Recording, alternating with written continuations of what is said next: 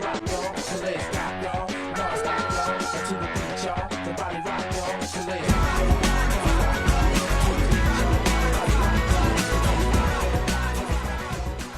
Há notícias que nos dizem que no mundo do medicamento nada vai ser como de antes. Desde medicamentos biotecnológicos orais à imunoterapia, passando por novos fármacos que ativam células adormecidas e a novas vacinas, tudo está em investigação e pode alterar radicalmente os tratamentos do cancro, das doenças autoimunes e de muitas outras patologias.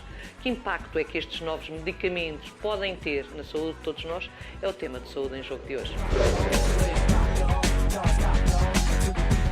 Todos os anos surgem novos fármacos que geram novas soluções de saúde e que, consequentemente, causam um novo impacto na vida de muitas pessoas.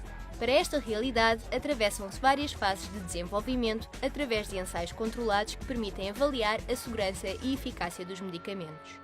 De acordo com os dados da Autoridade Nacional do Medicamento, o Infarmed, em 2015 foram comparticipados 27 novos medicamentos para aquisição em farmácia, um número recorde pelo menos em 8 anos. Alguns países, no entanto, têm mais atrasos que outros nos acessos à inovação e assim este processo poderá demorar mais. Alguns especialistas adiantam que em Portugal as diferenças estão a desaparecer, mesmo que lentamente. Novos medicamentos e o impacto que podem ter na saúde das populações é o tema de Saúde em Jogo de hoje, aqui na Bola TV. Seja bem-vindo. E seja também muito bem-vindo o meu convidado, Heitor Costa, diretor executivo da Apifarma. É uma honra tê-lo aqui.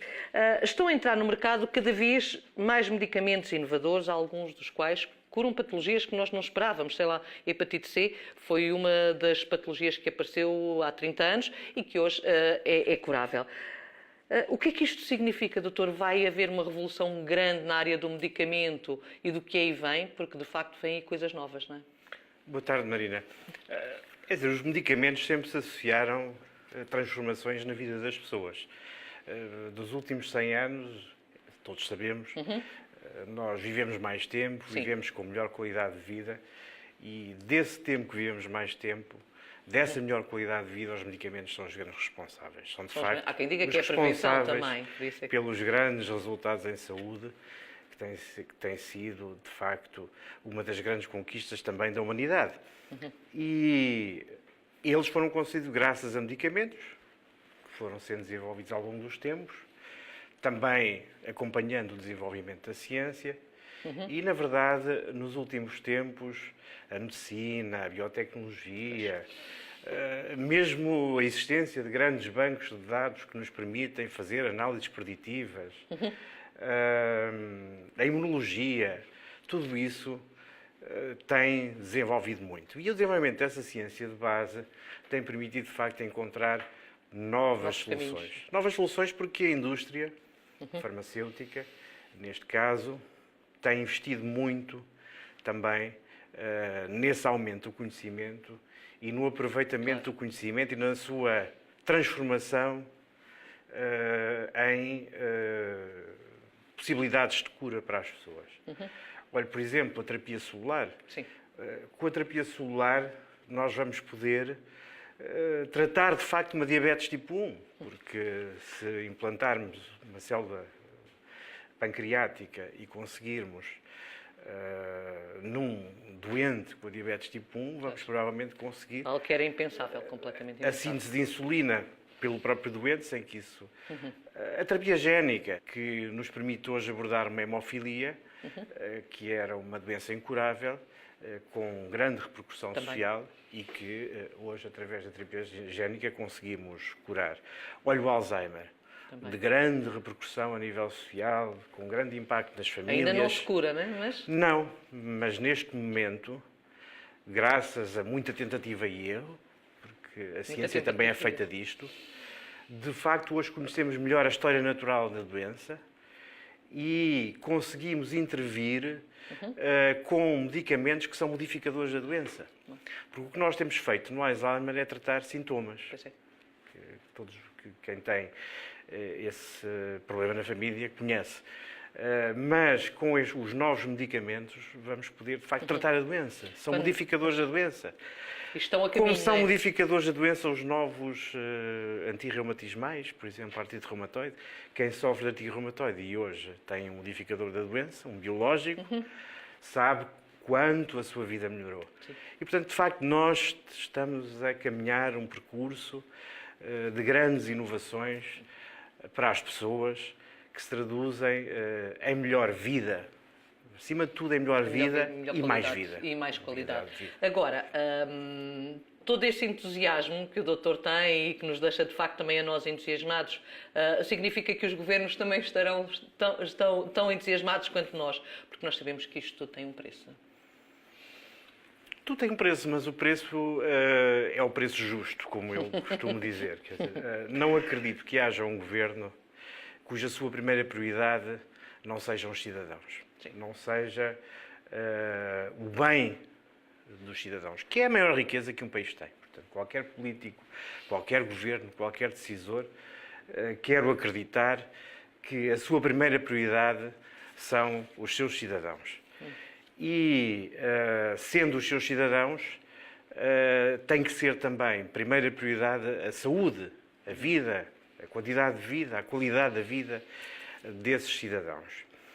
E portanto, eu admito que os governos também têm que gerir orçamentos. Claro. Mas com Pois os tem. novos medicamentos que curam e que trazem, de facto, espantosas melhorias e expectativas de vida novas para muitos doentes, eles trazem, mas simultaneamente eles vão reduzir hospitalizações, vão reduzir necessidades de reabilitação, Absentismo. vão reduzir absentismo, vão aumentar a capacidade produtiva, vão reduzir o tratamento de intercorrências e outras doenças que muitas vezes estão associadas à patologia principal.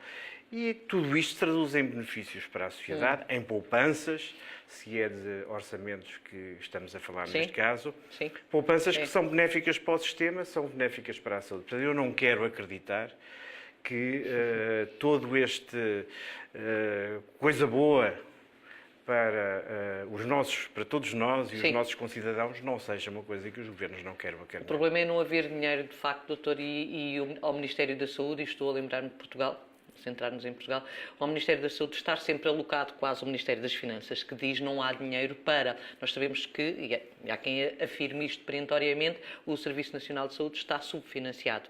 E é disso que interessa falar, é do Serviço Nacional de Saúde e do acesso que até aqui tivemos e temos a esses medicamentos. Sendo estes medicamentos tão caros, porque de facto a investigação demorou muito tempo até ser feita e até para eles estarem disponíveis, o que é que se vai fazer no futuro? Como é que se vai negociar estes medicamentos para que eles estejam ao alcance de todos nós? Negociar não é como se vai negociar, porque, Marina, colaboração, o pôr acessível, que é esse o grande objetivo, a todos nós, que não estamos livres de um dia precisar. Sim. Todas estas maravilhas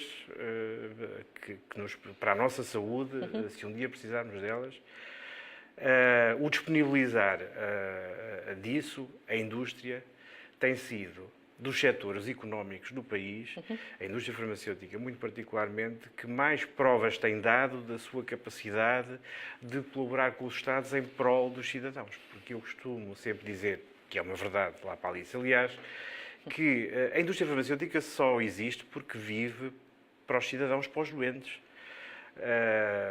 Esse é o seu foco, é o seu centro. E, portanto, sendo esse o seu foco e o seu centro, justifica-se que, em prol desse foco e desse centro, a indústria farmacêutica colabora na sustentabilidade dos sistemas e é o que tem vindo a fazer. E essa colaboração é imensa. Aliás, a disponibilização de toda esta inovação só vai ser possível se adotarmos uma mentalidade completamente diferente em relação à forma como gerimos os sistemas de saúde. Eles não podem, de facto, ser subfinanciados, mas também temos que mudar muito a mentalidade na forma como hoje avaliamos as performances e os resultados dos sistemas. Nós temos, sobretudo, que pugnar por resultados em saúde para as pessoas. E isso exige a colaboração da indústria, mas também a colaboração dos doentes, a colaboração dos governos, a colaboração dos profissionais de saúde, para mudarmos tudo isso.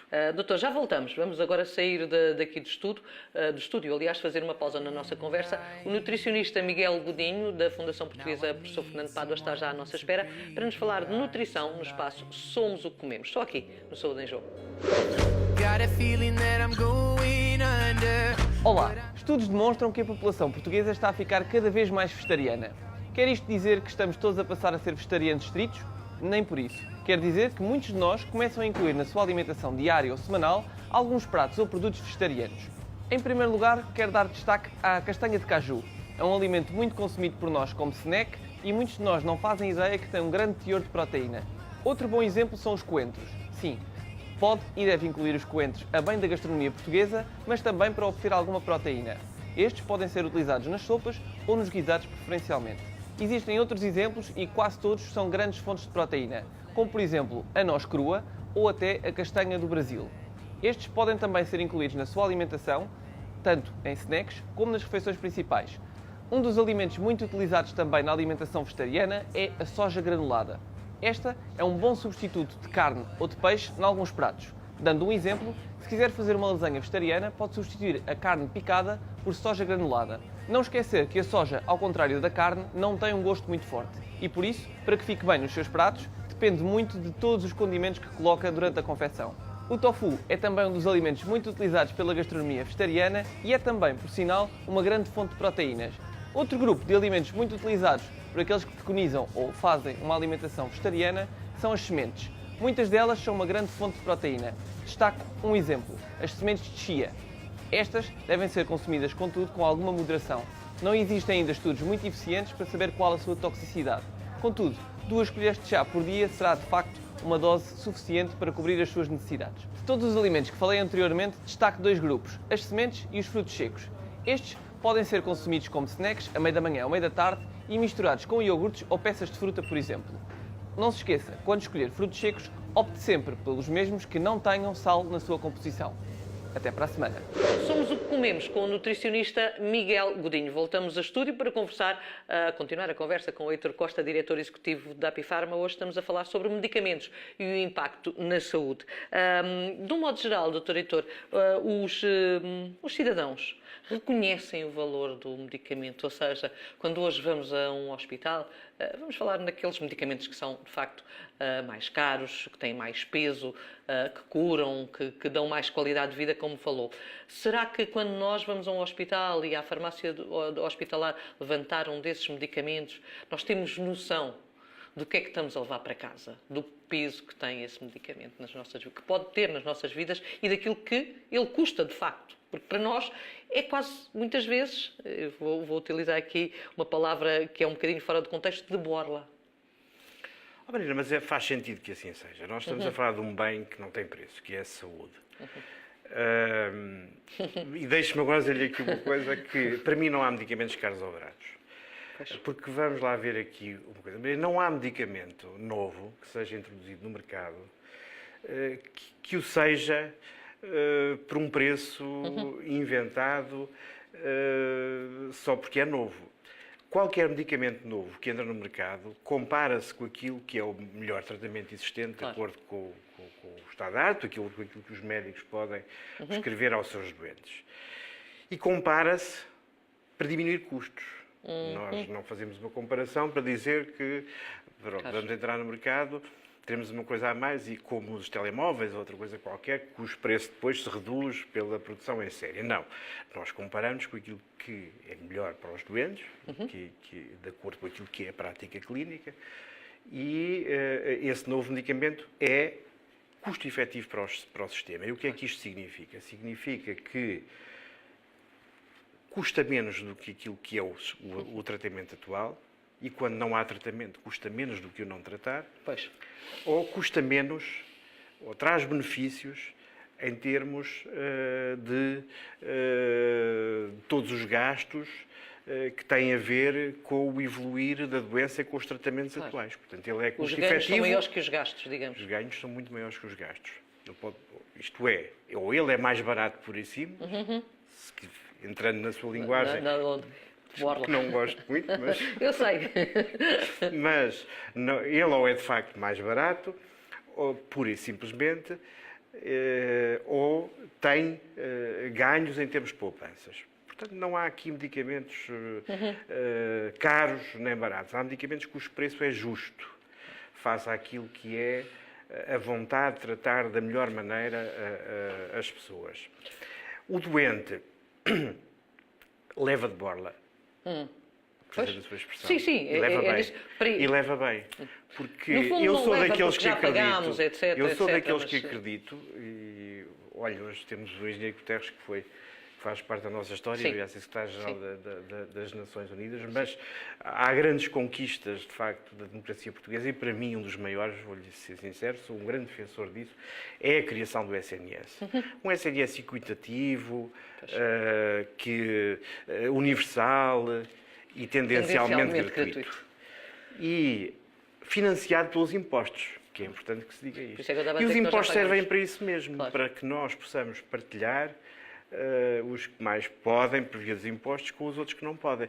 E não há nada mais nobre do que partilhar o direito à saúde. Eu entendo a sua posição, estou de acordo com ela. Agora, vamos analisar a parte mais economicista e vamos olhar para aquilo que os economistas muitas vezes apresentam, os economistas de saúde, que dizem um medicamento inovador, por muita qualidade que tenha, mas só vai dar 3 meses de vida a um doente, não deve ser dado.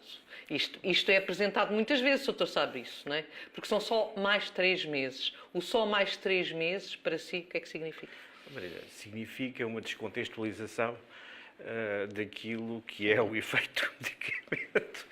E para dizer assim, porque estou num programa sim. não vou ter que utilizar aqui linguagens muito técnicas, Muito complicadas, mas sim. na verdade, Até lhe agradeço. mas na verdade veja o caso da SIDA, que é o caso paradigmático de uma doença que era mortal. Claro.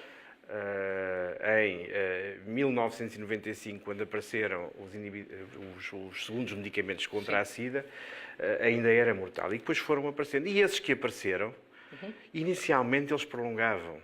Pouco.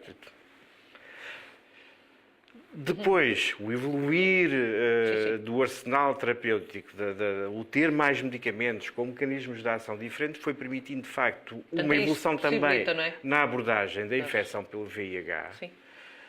SIDA, que hoje não podemos considerar, de facto, uma doença mortal, mas sim uma doença crónica. Claro. Mas eu pego-lhe no caso do cancro, porque as pessoas falam Pois, muito nisso em relação ao cancro. Eu estava-me a lembrar E o do cancro da também. mama? Também foi a Cancro mesma da questão. mama. E cancro do pulmão, que há poucos dias ainda era completamente fatal. Não é? E agora, o que acontece é que, de facto, nós temos evoluído na abordagem do cancro, tínhamos os medicamentos que matam as células, e agora começamos a ter os medicamentos que, ou associados aos outros, e que são geralmente associados porque os recursos só o permitem a sua utilização já em segunda linha, mas que de facto vêm-se estimular o nosso sistema imunitário e, portanto, permitem este tal prolongamento de vida e também como outra coisa que é muito importante, com muito melhor qualidade de vida, Também. não se esqueça disso, porque há muito menos reações adversas. Claro. E, Menos de toxicidades. facto, não estamos a falar de anos. Mas, Marina, não se esqueça que esses novos medicamentos, por exemplo, agora, que vêm estimular o nosso próprio corpo a combater as células cancerosas, se nós tivermos a capacidade de os começar a utilizar mais cedo, vamos conseguir muito mais prolongamento de vida. Claro. E é assim que o tratamento se vai fazendo, é aparecendo de inovações sobre inovações, até que consigamos atingir situações como o cancro da mama, que é também paradigmático, já há quem lhe chame, de facto, Uma doença crónica uma também. doença crónica Em também. Em muitos casos. Tem sido fácil negociar nesta fase em que estamos a viver em Portugal? Tem sido fácil negociar com o governo português? Uma negociação, eu costumo dizer, é sempre um encontro entre duas partes a meio de uma ponte. Obviamente, o Governo tem sempre os instrumentos administrativos que lhe permitem intervencionar e utilizar como argumento. Mas eu, apesar de tudo, dir-lhe-ia que fácil ou difícil, uma negociação nunca tem que ser fácil, tem que ser uma forma de atingir o meio dessa ponte. De facto, a indústria tem sido capaz de encontrar a meio com o Governo essa ponte. Isto não significa que não continuem a haver problemas, de facto, e já há bocado lhe disse, e esse encontro a meio dessa ponte tem muito a ver também com a situação de necessidade de preservar a sustentabilidade deste Serviço Nacional de Saúde, que é um bem muito querido do país, e também com a necessidade de colaborar em situações de insuficiência económica como aquelas que temos vindo a viver. Mas também não significa que tenhamos todos que ficar na ponte sempre a meio, não é?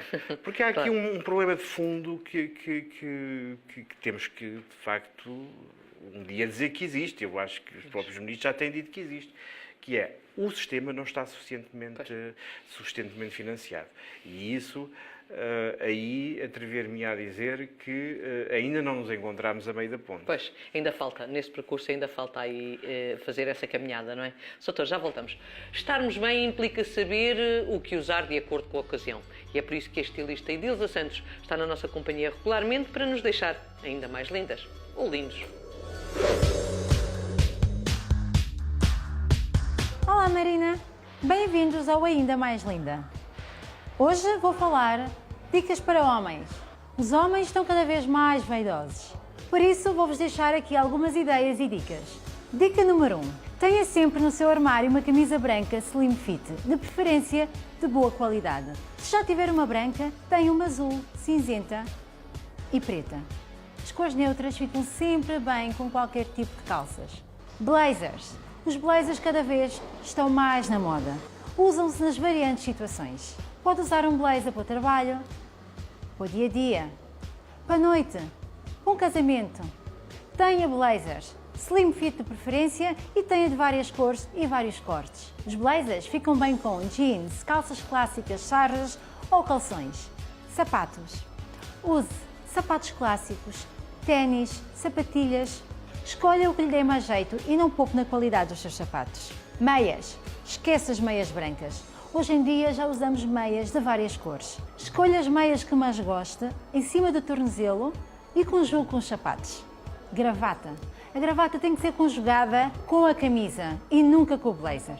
Os homens têm tendências de usar as gravatas muito curtas ou muito compridas. As gravatas têm que bater até ao cinto. Acessórios. Cada vez mais os designers apostam nos acessórios para os homens. Têm desde bons relógios, óculos, cintos, anéis. Escolha o que você mais gosta. Com estas dicas, põe o seu estilo ainda mais em dia. Beijinhos, conto convosco para o próximo Ainda Mais Linda. Estamos no final do Saúde em Jogo de hoje. Falámos dos novos medicamentos e do impacto que eles podem ter na saúde de todos nós. Agradeço ao Dr. Heitor Costa por ter estado comigo. Doutor, está, digamos, otimista relativamente ao que aí vem em termos de medicamentos? Foi essa a ideia que nos passou. Está Eu otimista? estou otimista em relação aos medicamentos. Gostaria de estar otimista em relação ao acesso. Porque temos que ser concretos que nós temos problemas de acesso em Portugal. Ok.